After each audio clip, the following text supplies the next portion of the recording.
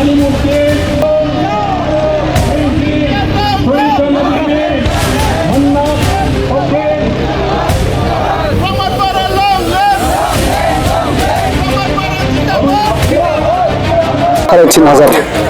भटार दं आं बिसोरखौ लाबोजोबगोन हाबगासिनो दं जों दा बेयावबो 0 जानो थांगासिनो दं बिफिएफआ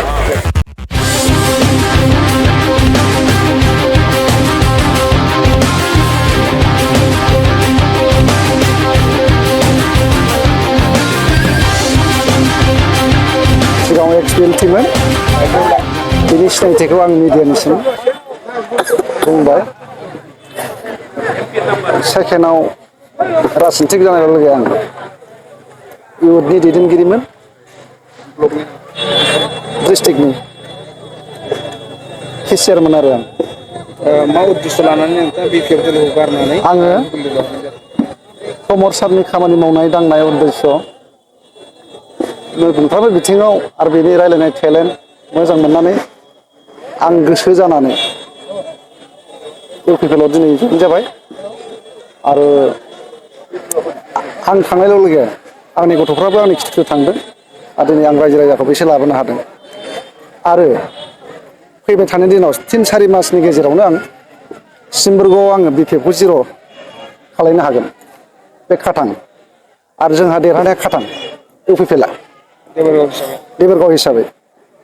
बेनि उनाव आं बनरगाव बारगोन बनरगावबो आंनि आखायाव खमसे खम दङ मुस्लिमखौ लानानै 3,500 भटार दं आं बिसोरखौ लाबोजोबगोन बेयावबो खाथां सालाखाथियावबो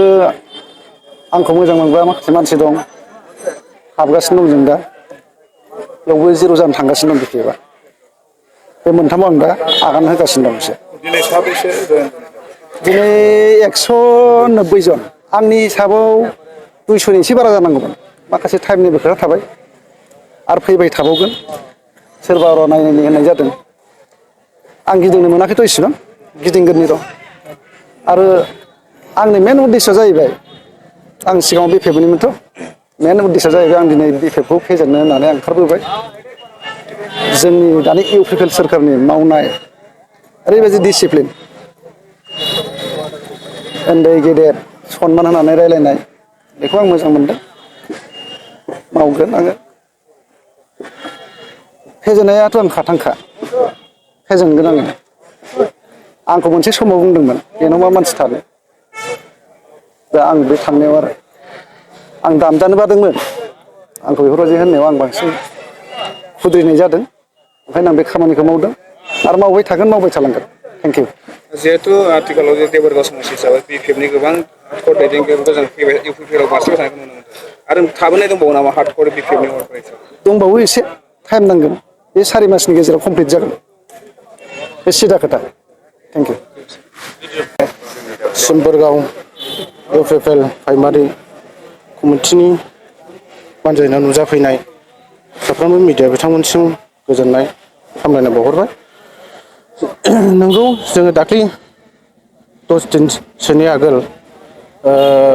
खयथादोंमोन 10 थारिखआव जोङो